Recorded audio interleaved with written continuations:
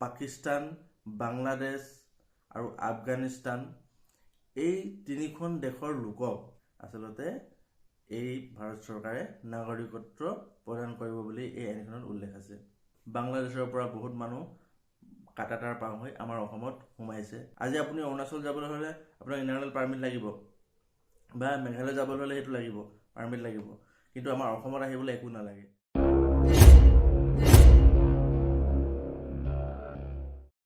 Hi hello' নমস্কাৰ, স্বাগতম জনাইছোঁ মোৰ অন্য এটা ভিডিঅ'লৈ। মই প্ৰাঞ্জল আৰু আজিৰ ভিডিঅ'টো হৈছে বিশেষ এটা চৰ্চিত বিষয়ৰ ওপৰত। আৰু আজি মই কথা পাতিম আমাৰ অসমত বা গোটেই ভাৰতবৰ্ষত যি এই আন্দোলন চলি আছে কাৰ বিৰোধী, এই কাৰ ওপৰত মই আজি সৰু এটা ভিডিঅ' প্ৰস্তুত কৰিছোঁ।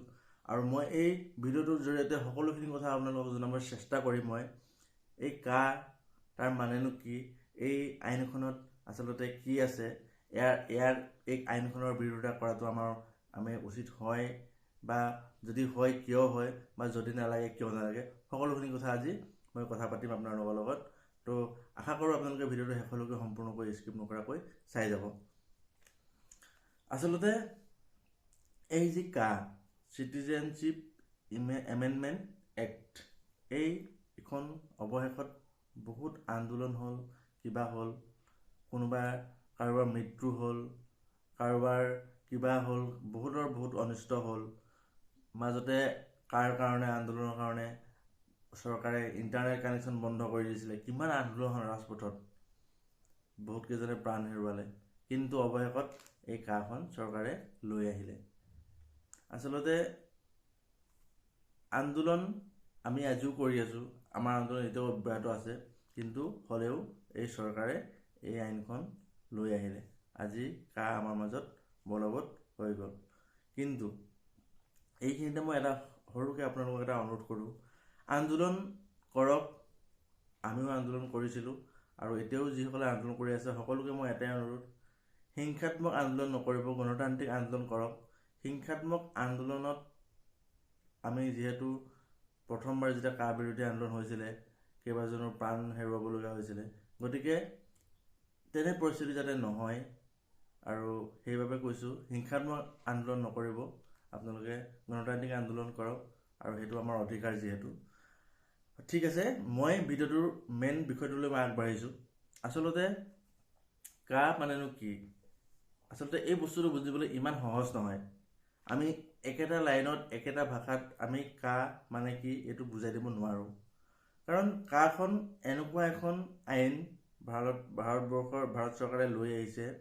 এই আইনখন আমাৰ ভাৰতবৰ্ষত যিমানখন ৰাজ্য আছে, প্ৰত্যেকখন ৰাজ্যৰ কাৰণে এই আইনখন অলপ বেলেগ ধৰণৰ হয়।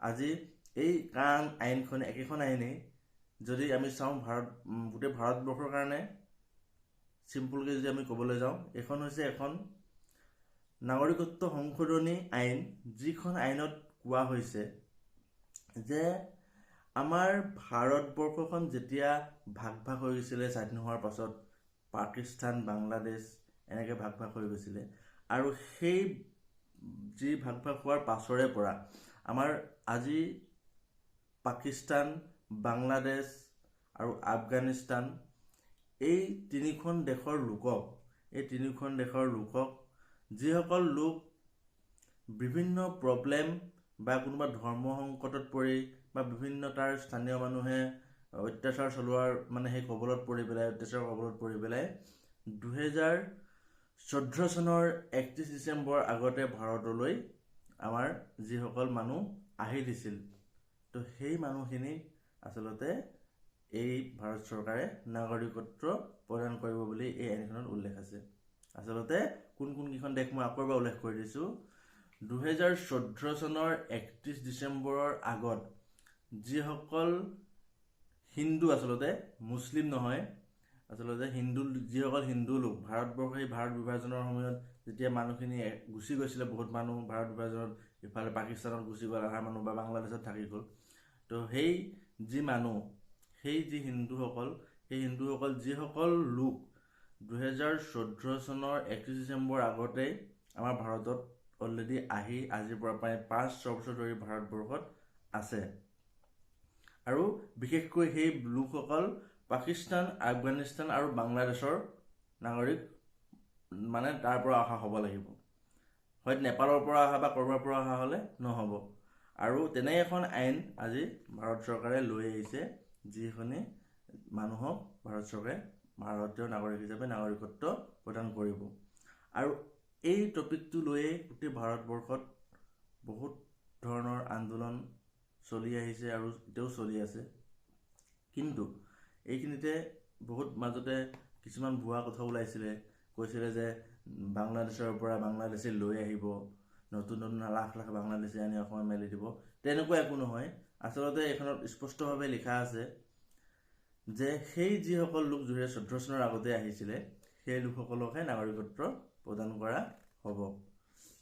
কিন্তু তাতে সেইটো হৈছিলে গোটেই ভাৰতবৰ্ষৰ যি আমাৰ এই আইনখন গোটেই ভাৰতবৰ্ষত বা আমাৰ দেশখনক লৈ যি এই কাখন বলবৎ কৰা হৈছে, সেইটো এটা মূল আভাসটো আছিলে। কিন্তু আমাৰ অসমখনত বা আমাৰ নৰ্থ ইষ্টত বা আমাৰ অসমত কিয় এই বস্তুটো ইমানেই বেছি উত্তেজিত হৈছে, মানুহবিলাক ইমানেই কিয় উত্তেজিত হ'ব লগা হৈছে বা মানুহবিলাকে ইমান কিয় চিন্তাত পৰিব লগা হৈছে এই বিলখনক লৈ? কাৰণ পোনপ্ৰথমে এটাই কথা, আমাৰ বাংলাদেশখন আমাৰ অসমখনৰ একদম কাষতে। আৰু এনেও আমি সৰুৰ পৰা শুনি আহিছোঁ বাংলাদেশৰ পৰা বহুত মানুহ কাটাতাৰ পাৰ হৈ আমাৰ অসমত সোমাইছে বা আহি থাকে। তাতকৈ ডাঙৰ কথা, আমাৰ নৰ্থ ইষ্টৰ অসমখনেই এনেকুৱা এখন ৰাজ্য য'ত কোনোবা আহিব, নিজৰ ইচ্ছামতে থাকিব, ইয়াত মাটি সম্পত্তি কিনিব, ঘৰ বাৰী বনাব, ধুনীয়াকৈ আজাদীত থাকিব। কিন্তু আমাৰ নৰ্থ ইষ্টৰ অসমৰ বাহিৰে বাকী কোনোবা এখন ষ্টেটতো আপুনি গৈ সেইটো কাম কৰিব নোৱাৰে।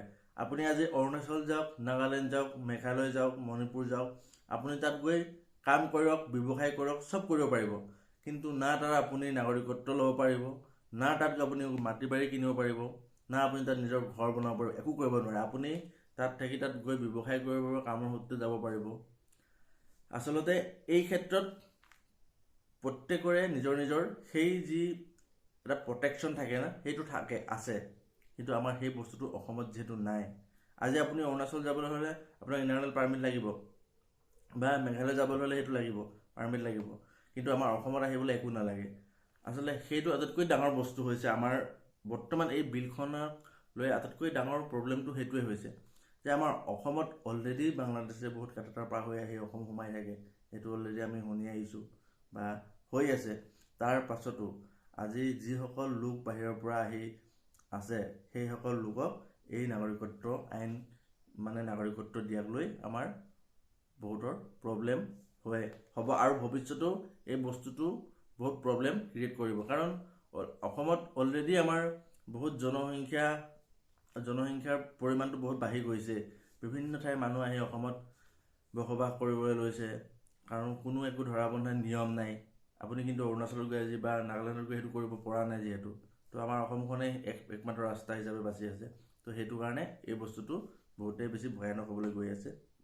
আৰু তাতকৈ ডাঙৰ কথা, এই যে যি কৈ আছোঁ যে বাংলাদেশ, আফগানিস্তান আৰু পাকিস্তানৰ পৰা যে এই যিসকল মানুহ আহিছিলে 2014 চনৰ আগত, সেইসকলক নাগৰিকত্ব যে দিয়া হ'ব, কিন্তু সেইসকল লোক মুছলিম নহয়, নন মুছলিম মানুহ হয়। নন মুছলিম যেনেদৰে হিন্দু তাত আছে, শিখ আছে, বৌদ্ধিষ্ট আছে, জৈন আছে, খ্ৰীষ্টিয়ান আছে, পাৰ্চী আছে। এই লোকসকলেহে আচলতে ভাৰতবৰ্ষত চিটিজেনশ্বিপৰ এই আইনৰ অন্তৰ্ভুক্ত হ'ব, আচলতে নাগৰিকত্ব পাব। আৰু এই যি এই কাখন আচলতে এটা কাৰণেই বহুতে বিৰোধিতা কৰি আছে। আমাৰ ভাৰতবৰ্ষত এখন আইন প্ৰস্তুত কৰা হৈছিলে আছাম একৰ্ড।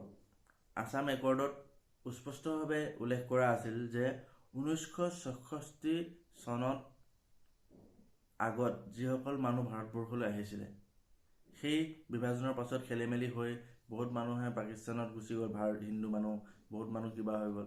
কিন্তু সেই মানুহসকল সেই বিভিন্ন মানুহৰ অত্যাচাৰ সহ্য কৰিব নোৱাৰি যিসকল মানুহ পলাই বা ঘূৰি আহিছিলে ভাৰতবৰ্ষৰ লগত, আমাৰ ভাৰতবৰ্ষলৈ আহি দিছিলে, তো সেইসকল লোককহে আচলতে নাগৰিকত্ব দিয়া হ'ব বুলি সেই আইনখনত উল্লেখ কৰা আছিলে 1966 চনৰ আগত যিখিনি মানুহ আহিব। কিন্তু সেই আইনখন মানে নাকচ কৰি এতিয়া বিজেপি চৰকাৰে বা আমাৰ ভাৰত চৰকাৰে এইটো কৈছে যে 2014 চনৰ 31 ডিচেম্বৰ আগলৈকে যিসকল মানুহ আহিছিল সেইসকলক প্ৰত্যেকজনকে নাগৰিকত্ব দিয়া হ'ব। কিন্তু এই প্ৰত্যেকজন বুলি কোৱা মানে এইটো নহয় যে নেপালৰ পৰা কোনোবা এজন আহিব হিন্দু মানুহ তেওঁক নাগৰিকত্ব দিব, তেনেকুৱা নহয়। বা পাকিস্তানৰ পৰা কোনোবা মুছলিম মানুহ এজন আহিব তেওঁক নাগৰিকত্ব দিয়া হ'ব, তেনে নহয়। আচলতে এই পাকিস্তান বা বাংলাদেশ বা আফগানিস্তানৰ পৰা অহা যিসকল আমাৰ ভাৰতীয় হিন্দু মানুহ আছে, যেনে হিন্দু ধৰ্মৰ মানুহ বা শিখ, জৈন, খ্ৰীষ্টিয়ান, বুদ্ধিষ্ট, পাৰ্চী এইসকল লোকক আচলতে নাগৰিকত্ব প্ৰদান কৰা হ'ব। তো এইটোৱে আছিল আজি কাৰ সন্দৰ্ভত সৰু এটা ভিডিঅ'। আচলতে আমি কি ক'ম, আমি সৰু মানুহ, আমি কোনোবাই আন্দোলন কৰিবলৈ মাতিলে যাব লাগিব, কোনোবাই কিবা ক'ব নালাগে নাযাওঁ। তো আচলতে আপোনালোকে আন্দোলন কৰক, সকলোৱে আন্দোলন কৰক, হিংসাত্মক আন্দোলন নকৰিব। আৰু নিজৰে যিহেতু বহুত ক্ষতি হয়, আৰু যোৱাবাৰ যি কা বিৰোধী আন্দোলনত বহুত কেইজনে প্ৰাণ হেৰুৱাইছিলে, আচলতে এইবাৰো যদি সেইটো নহয়, হিংসাত্মক আন্দোলন নকৰিব, গণতান্ত্ৰিকভাৱে আন্দোলন কৰক, সেইটো আমাৰ অধিকাৰ আছে। আৰু সেইটোৱে আজি মোৰ ফালৰ পৰা সৰু এটা অনুৰোধ আপোনালোকলৈ। আৰু আইনখনৰ ওপৰত আমি বিশেষ ক'বলগীয়া একো নাই। মই কোনো সপক্ষে কোৱা নাই বা বিপক্ষে মই ক'বলৈ যোৱা নাই, আইনখনক সমৰ্থন কৰি মই একো কথা কোৱা নাই। মই জাষ্ট আপোনালোকক এইটোৱে বুজাব বিচাৰিছোঁ যে এই আইনখনৰ মেইন উদ্দেশ্যটো কি, আৰু আচলতে আমাৰ অসমৰ কাৰণে এই আইনখন কেনেকৈ মানে আমাৰ অসমখনৰ কাৰণে ভাল হ'ব নে বেয়া হ'ব, এই আইনখন মানে হোৱাৰ পাছৰ এতিয়া পৰ্যায়টোত।